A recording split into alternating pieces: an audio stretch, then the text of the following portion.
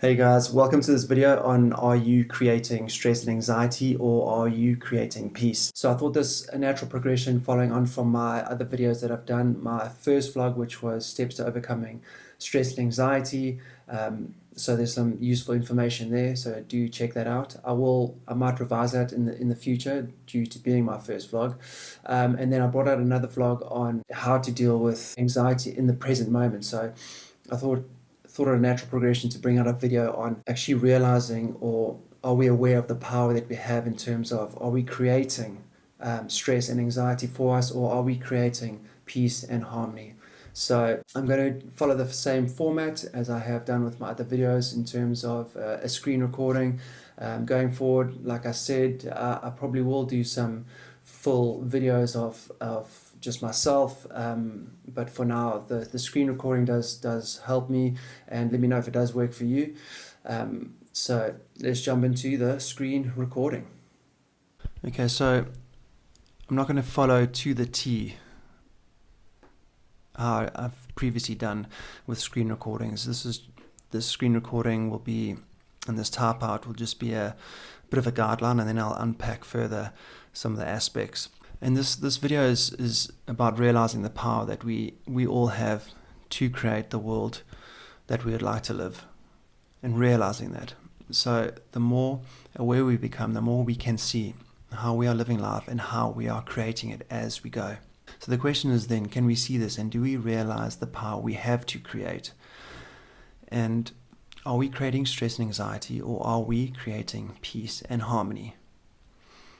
So we've got to ask ourselves, what is actually serving us? So I doubt stress and anxiety is serving us, and I'm sure peace and harmony is going to be serving us a little bit better. So if it's peace you want, this can start to become a reality now across all aspects of life. So instead of waiting for life to dictate to you how you should be living.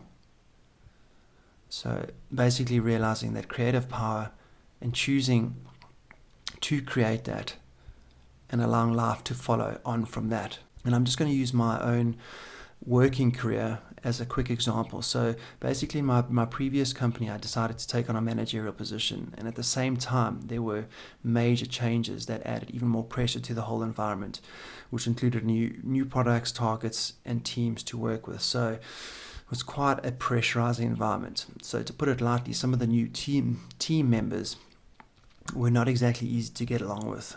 But that was also partly due to the whole toxic, pressurizing environment. So really can't blame them. And then added to that, and only in hindsight, I realized what I had brought to the table in terms of how I was adding and creating stress for myself. At the time, I probably didn't even realize it, but only looking back, I realized, what I was actually contributing and creating, and adding to that environment as well.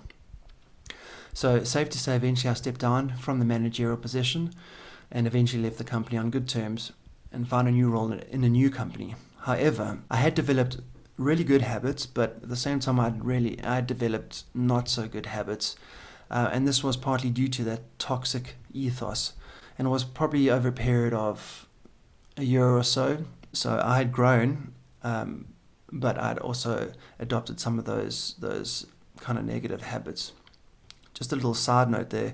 So we basically and I've talked about this in my other vlogs, we basically create our worlds that we live, unconsciously or consciously. If we do it consciously, this is where it becomes quite exciting. So, when we become more aware and conscious, that is when we can truly start to govern our lives. And a good telltale to see how conscious and aware we are is pain. So pain and suffering are going to be the universal indicators to making adjustments going forward, if that makes sense.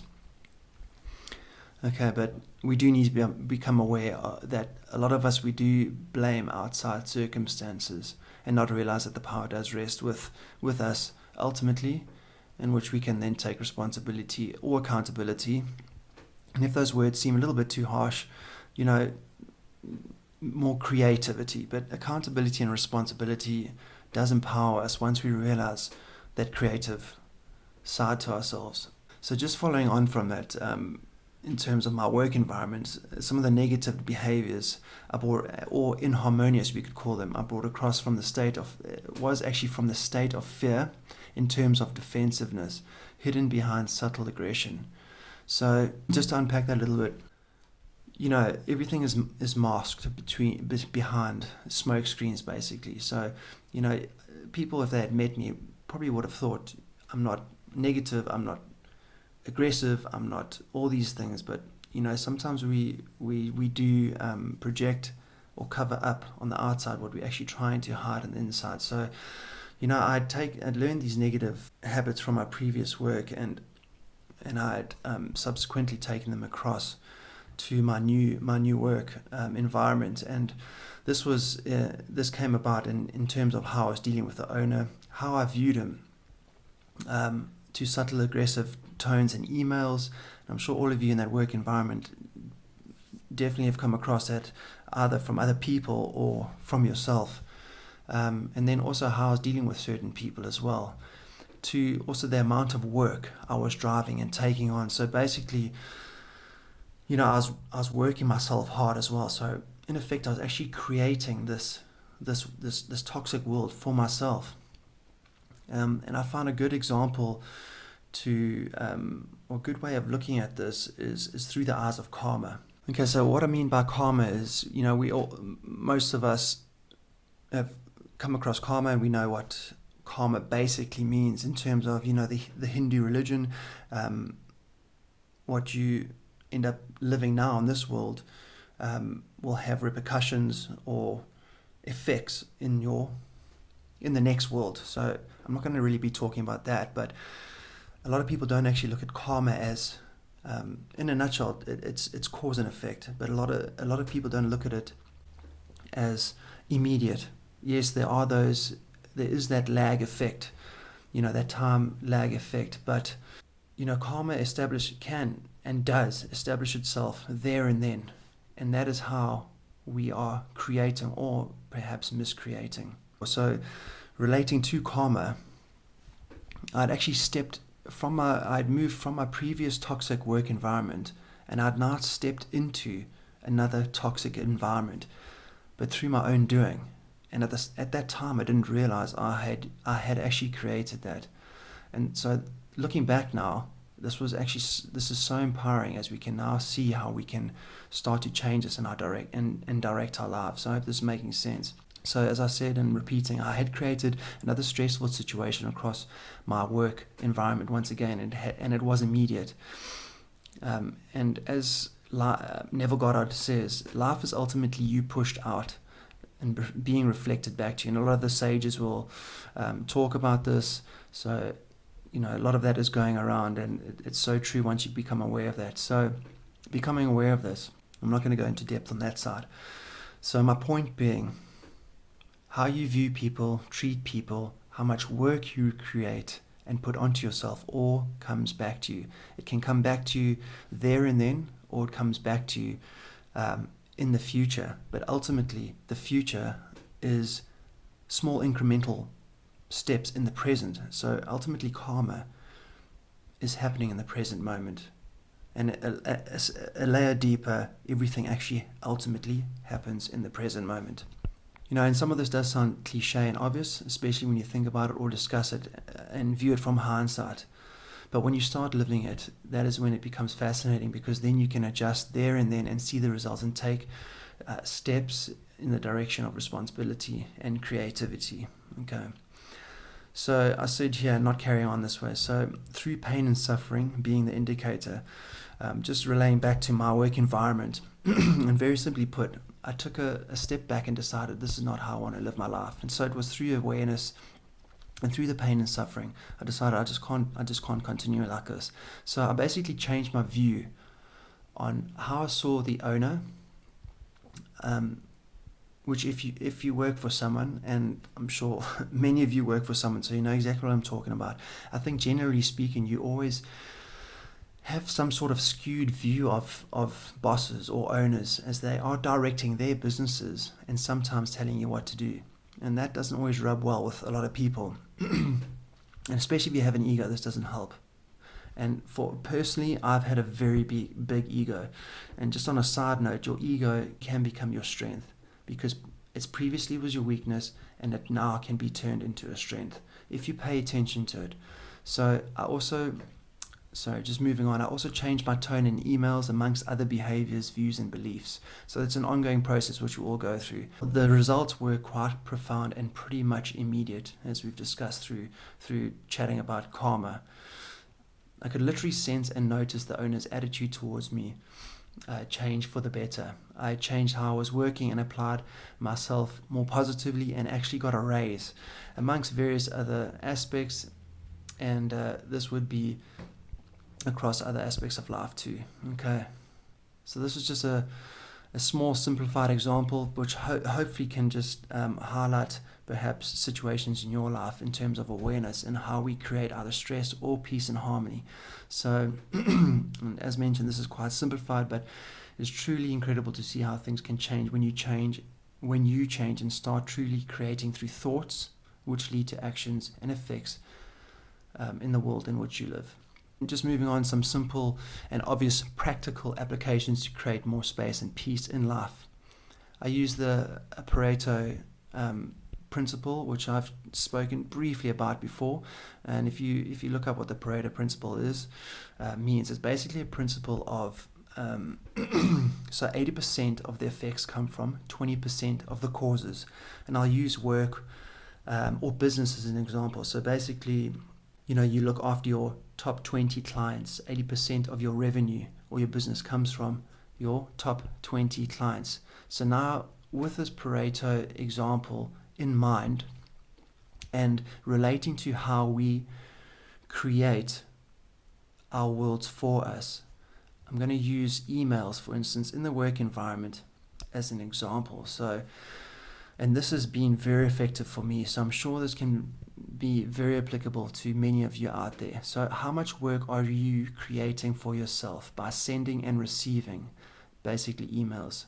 We need to learn to delegate or leave them or answer with a short reply. So again, what are you creating? So just to unpack that a little bit more, we try and be kept, we are creating too much of a busy workload or environment for ourselves. So emails are a great example. Again, if you use the Pareto example or principle there, 80% of your emails are actually going to be futile or not even that important. So don't create more out of unnecessary work, in terms of answer what you need to answer, reply to what you need to reply to. If it's not that important, try and cut it off, try and delegate it, or try and just try and give a simple answer to that email. And that is a direct effect on how you can create more space and create more peace by using that Pareto principle and becoming aware. So I hope that does make sense there. So basically, just to go back on that, 80% of your emails are actually just baloney. So just become aware of that. Start practicing that, and you'll actually see how it works. And another example on that same effect is, in terms of WhatsApp, both companies and personally, you may have different work groups, or you may have friends groups, or just the amount of individual WhatsApp messages that for me personally, I know that I go through, can just be too much. So use the same principle again. What is important? What can you delegate? What can you leave? What can you short reply? And what can you not create in terms of a new thread of WhatsApp? Okay, so I hope that makes sense. Okay, and a good test, I've just mentioned here, a great test is actually, leave your phone for a day, or do minimal reply or responses, and see how you actually feel at the end of the day. That's going to be the best telltale. Just a few points here to finish off. Create a bit more space in your day. Are you rushing to eat? Are you rushing to work? Are you rushing to relax? I know for myself, and for many of us out there, that's a common problem, rushing to get things done just to relax. Are we being mindful? Are we being present and applying ourselves fully to that moment? We could unpack that a little bit further, but let's just leave it on that. Are you rushing to relax? Become aware of that. Become more mindful on what you're doing. Watch your thoughts. Are your thoughts running all over the place? Create more space. I always recommend meditation. So, watch your thoughts. Your thoughts they probably seem intangible, but if your thoughts are spinning around your head, that is creating stress, anxiety, and creating more speed and not enough space in your life, if that makes sense.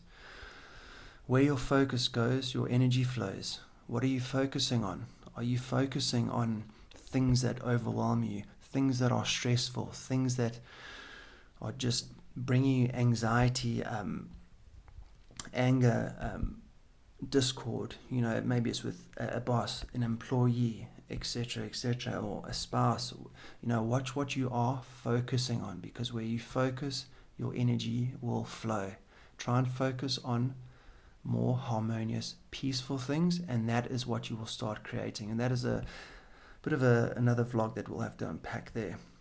Routines and schedules will definitely help, because your body and your mind functions better when you do have routines and schedules. But again, balance is going to be key there. We don't want to be regimented, but routines and schedules are obviously going to block things off for us so that we know what we need to accomplish. And just to close that off, is life is never that important. It really isn't. And you'll know this. Nothing is really that important ultimately. Mostly only how much importance we have actually placed on it, and this is based on our levels of perception and awareness. And you'll know this when you look back a week or so, and you'll realize it wasn't, or you have completely forgotten. Something so intense overwhelms your life. Guaranteed, a week, 2 weeks later, you've actually forgotten about it. So I'm not advocating negligence, and to always obviously give your best. But giving your best doesn't mean working. That means, sorry, a bit of a typo there. Giving your best doesn't mean working like a dog.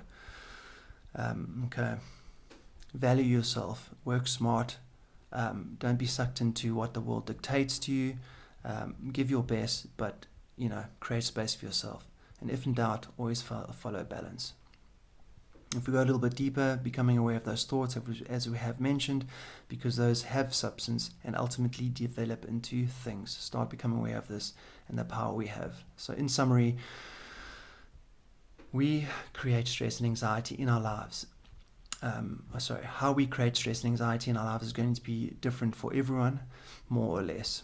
Okay, but ultimately the same for everyone in terms of it's going to be fear-based, which I've spoken about before. But this video is basically just helping to highlight through my example, through work. Hopefully it highlights and makes evident to those of you out there how we do create stress and anxiety for ourselves, and how we can create peace for ourselves.